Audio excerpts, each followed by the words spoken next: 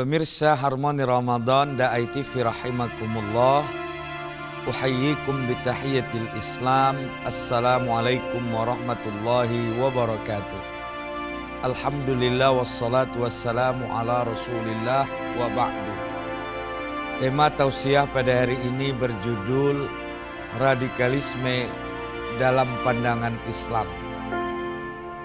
Radikal dapat diartikan ekstrim, keras. Akhir-akhir ini muncul fenomena radikal atau pemahaman radikal di tengah-tengah masyarakat. Islam sebagai agama komprehensif yang menyikapi seluruh fenomena terjadi, baik itu yang bersifat agama murni, baik itu yang bersifat sosial dan politik.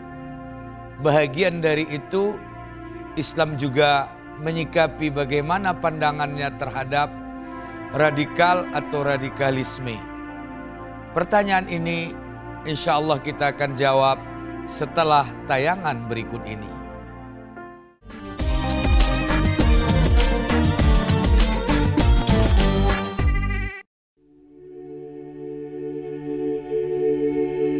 Isu radikalisme mencuat belakangan ini di tengah masyarakat.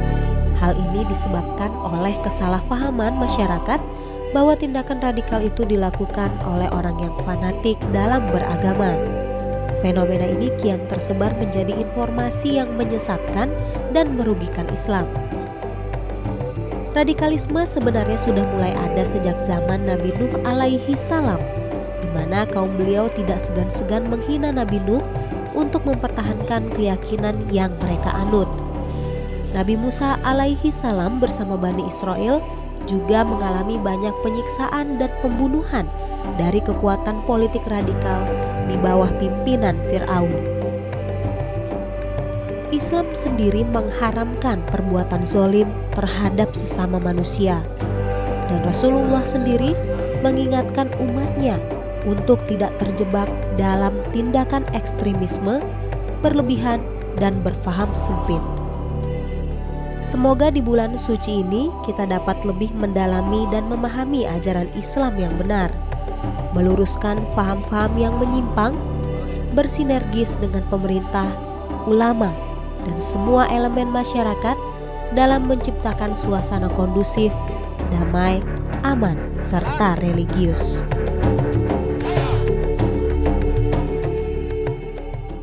Pemirsa Harmoni Ramadan Da'i TV rahimakumullah, berbicara dengan radikalisme atau paham radikal adalah sebuah fenomena yang berjangkit di tengah-tengah masyarakat dewasa ini. Meskipun realita radikal atau radikalisme, paham radikal sudah ada sejak abad 17 ketika terjadi revolusi politik besar-besaran di Prancis dan sebagainya. Kata radikal artinya keras, tidak identik dengan sebuah agama, tidak identik dengan sebuah kelompok, tidak identik dengan sebuah organisasi. Radikal siapa saja boleh melaksanakannya, dapat melaksanakannya, bisa saja melaksanakannya dengan tujuan-tujuan dan kepentingan-kepentingan untuk mendapatkan maslahat pribadi dan kelompok. Nah, karena fenomena ini cukup besar, lalu Islam sebagai agama komprehensif, agama yang rahmatan lil alamin, juga ikut merespon fenomena ini, juga ikut memberikan pandangan terhadap realita ini. Bagaimana pandangan Islam terhadap radikal atau radikalisme? Tentunya ayat-ayat Al-Quran, hadis-hadis Nabi menjawab masalah ini. Radikal artinya maknanya keras, termasuk mungkin di dalamnya ekstrim, termasuk ekstrim lembut, ekstrim keras, bisa ekstrim dalam beragama, bisa ekstrim dalam berpolitik dan sebagainya. Kalau kita telusuri sejarah-sejarah Nabi, ternyata Nabi Muhammad SAW tidak pernah melakukan, tidak pernah mengajarkan radikal dalam kehidupan. Berbeda halnya ketika terjadi dalam kondisi yang tidak stabil, seperti kondisi peperangan dan sebagainya. Tapi ini ada orang yang tak bersalah ditembakin, ada orang yang tak berdosa dilakukan bom bunuh diri, tewas sekian orang. Maka ini adalah diharamkan dalam Islam. Bahkan fatwa MUI sudah mengharamkan, seperti halnya terorisme dan sebagainya. Oleh karenanya terorisme tidak terkait dengan sebuah agama dan keyakinan. Ini adalah perilaku kriminal yang dilakukan oleh individu-individu atau kelompok-kelompok, apapun latar belakangnya. Apapun latar belakang ekonominya, sosialnya, agamanya dan sebagainya, semua bisa terjadi. Pemirsa Harmoni Ramadan Daiti Rahimakumullah. Satu hal yang menarik ketika kita mengkaji lebih luas radikalisme ya. Kalau kasus radikalnya bisa, ini yang kita akan kritisi adalah sebuah paham. Lalu bagaimana penyebabnya nanti, bagaimana mengatasinya, tentunya Islam memberikan solusi. Lalu bagaimana pandangan Islam, lalu bagaimana kita menyikapi fenomena ini dan menghubungkannya dengan ajaran Islam dan sebagainya. Kalau kita lihat konsep Islam itu al-Islam rahmatan lil alamin. Bahkan kita lihat Nabi Muhammad SAW bersahabat dengan Yahudi, bersahabat dengan Nasrani, saling bantu-membantu, saling tolong-menolong dan sebagainya. Akan tetapi realita pada saat sekarang ini kita lihat terjadi kekerasan di sana sini, bahkan tidak mustahil terjadi pemboman yang menewaskan banyak orang. Kita lihat terjadi fenomena kekerasan di wilayah timur dan sebagainya, timur dari dunia ini. Apa penyebabnya sesungguhnya? Nah, inilah yang kita kaji beriringan dari pemahaman dan pandangan Islam terhadap radikalisme ini. Nah, sebenarnya radikalisme adalah upaya kekerasan yang dilakukan oleh individu atau kelompok untuk mendapat tujuan. Sebenarnya fenomena radikal ini lebih identik dengan fenomena politik sebenarnya. Kalau kita kait dengan kejadian pada abad 17 di Prancis dan sebagainya. Tapi kita lupakan masa sejarah, tapi kenyataannya dalam realita kehidupan saat sekarang ini ada sekelompok yang melakukan perbuatan-perbuatan radikal yang melanggar hukum, melanggar aturan norma negara, bahkan melanggar aturan norma-norma agama. Nah, Islam ternyata adalah ajaran rahmatan lil alamin, memberikan pemahaman dan kontribusi positif terhadap sikap yang baik menghadapi fenomena ini. Nah, sebelum kita kaji pandangan Islam secara umum, tentunya kita kaji apa saja faktor-faktor penyebab dari paham radikal ini atau radikalisme ini. Tentunya kita tidak mungkin menyampaikan kasus per kasus, tapi kalau kita lihat penyebab utama dari radikal atau paham radikal ini, kalau saya bagi kepada dua. Yang pertama adalah sifatnya horizontal, ketidakseimbangan. Membuat kelompok-kelompok radikal ini lahir. Ketidakseimbangan politik, ketidakseimbangan ekonomi, ketidakseimbangan sosial, dan sebagainya. Ini bisa terjadi memicu faktor-faktor radikal dalam kehidupan. Nah, contohnya saja ketika faktor ekonomi, orang lapar. Sautul ma'da aqwa min sautid domir. Suara hati itu suara perut itu terkadang lebih kuat daripada suara hati. Apalagi masuk provokatif terhadap kondisi yang tidak stabil pada masalah ekonomi ini. Maka terjadilah faktor utama sehingga terjadilah kekerasan di sana sini. Mungkin dibayar, mungkin karena kepentingan dan sebagainya. Kemudian faktor politik. Kalau kita lihat mulai dari sejarah Fir'aun dulu kekerasan terjadi karena pendekatan politik di Perancis dan sebagainya. Nah, ini kadang-kadang kita susah juga. Katakanlah ada rumah ibadah yang mungkin dilempar dan sebagainya. Kalau kita kaitkan kepada agama, kenapa fenomena ini baru-baru saja terjadi? Tidak dari dulu terjadinya. Ya, ternyata kita selidiki tidak mustahil ini adalah kepentingan politik. Ada kelompok yang barangkali ketika melakukan hal-hal seperti ini lebih menguntungkan dan merugikan satu kelompok lain. Nah, inilah hal-hal yang jadi penyebab utama ketidakseimbangannya. Ketidakseimbangan, kalau bolehlah satu ilustrasi, jalan raya yang disediakan pemerintah kecil. sementara mobil kendaraan luar biasa banyaknya sehingga padat. Ini kan melahirkan ketidakseimbangan. Maka terjadilah radikal-radikal perjalanan yang nyelonong, yang nabrak dan sebagainya. Tentunya keseimbangan ini adalah kewajiban kita secara kolektif. Tidak hanya pada pemerintah, tapi semua lini dan dimensi kehidupan harus mengkaji lebih luas dan menciptakan realita-realita keseimbangan ini. Katakanlah ada orang kaya kali, ada orang miskin kali, ini kan sangat menyolok dan sebagainya. Itu dalam konteks ekonomi. Ada orang yang sangat terpandang sekali, tapi ada orang yang sangat terhina sekali. Lalu ada kepentingan-kepentingan tertentu, maka digunakanlah orang-orang seperti ini. Nah, bisa juga faktor diantaranya adalah faktor psikologis dan sebagainya. Dia merasa pintar, dia merasa hebat, tapi karena ganjalan ekonomi dan tidak didukung oleh semua pihak sehingga dia gagal dalam pendidikan dan sebagainya. Nah, orang yang berkepentingan-kepentingan dimanfaatkan ini, dicuci otaknya sehingga terjadilah kekerasan-kekerasan yang lain. Inilah yang pertama secara umum saya melihat penyebab utama radikalisme itu, radikal yang berujung pada pemahaman-pemahaman. Nah, kemudian yang kedua adalah pemahaman terhadap agama atau tidak memahami agama secara utuh. Mungkin ini dimensi yang lebih dekat dengan kita adalah radikalisme agama. Nah, ini penyebabnya bisa banyak faktor. Yang pertama, lemahnya memahami terhadap teks-teks agama itu sendiri. Masing-masing agama punya kitab suci. Ayat-ayat yang terdapat dalam kitab suci itu adalah abadi, gak boleh diubah dan tidak mungkin terganti karena sudah ada di mana-mana. Baik mungkin itu agama apapun dalam kehidupan. Nah, terkadang teks-teks dulu itu dengan kondisi dahulu maka masih ada sekarang lalu dipahami dengan kondisi sekarang secara tekstual. Contohnya saja dalam surah At-Taubah 36 potongan ayat, qatilul musyrikina kafah kama yuqatilunakum kafah. Bunuhlah orang musyrik secara keseluruhan sebagaimana mereka memerangi kalian secara keseluruhan. Ayat ini kan tidak berlaku dalam konteks kekinian. Nah, inilah mungkin tugas kami para ustadz secara khusus memberikan pemahaman yang utuh terhadap nas-nas itu.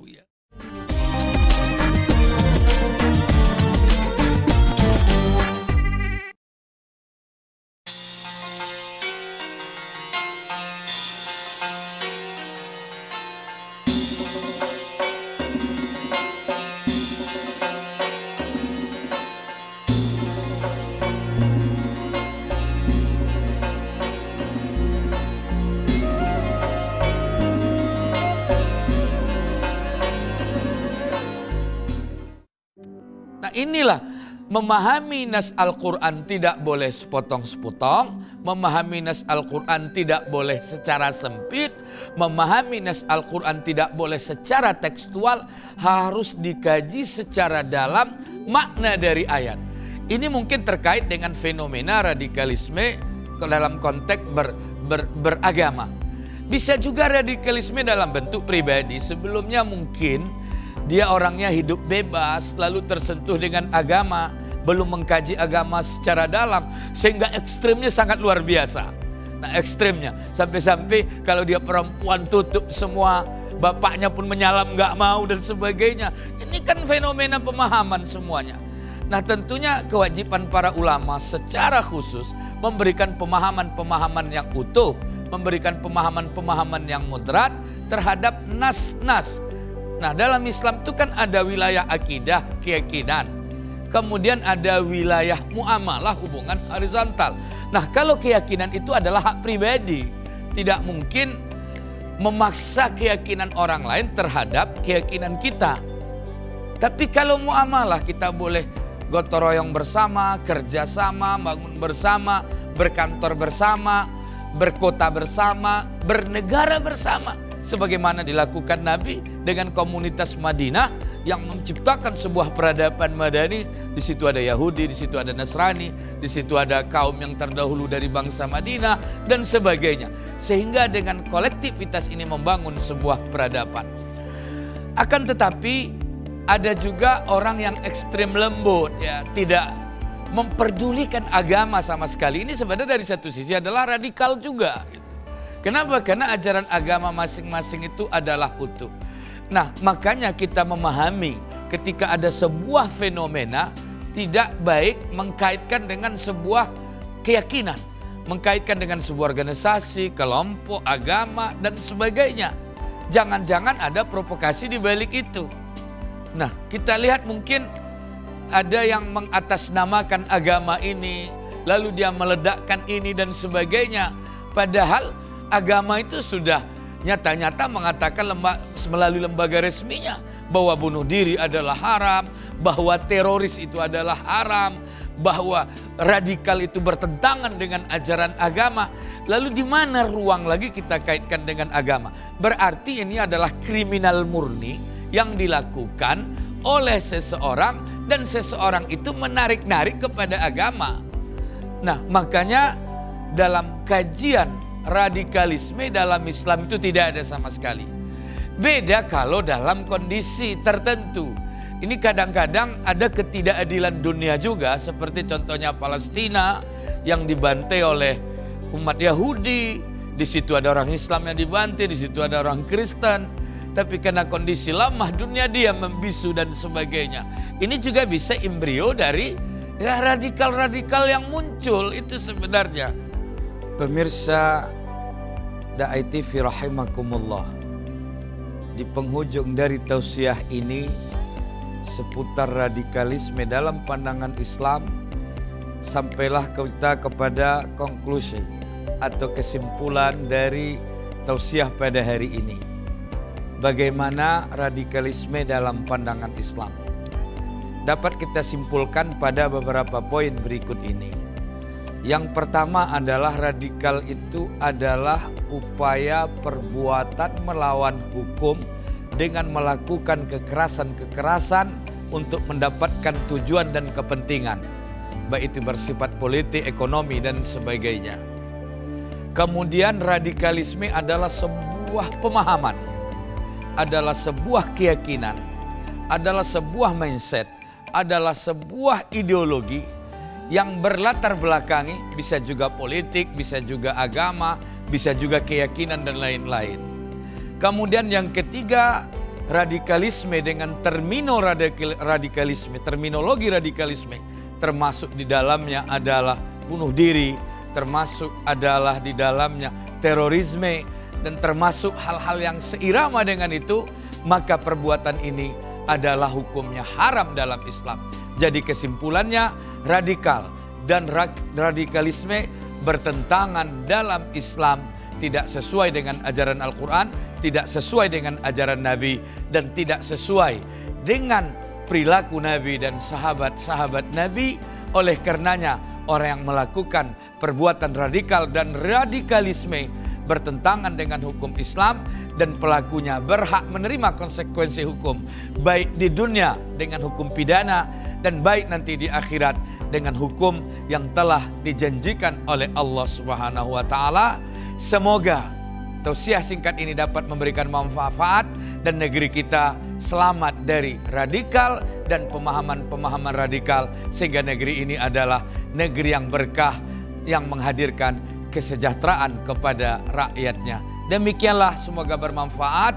Aqulu qouli hadza wa astaghfirullah li wa lakum. Wassalamualaikum warahmatullahi wabarakatuh.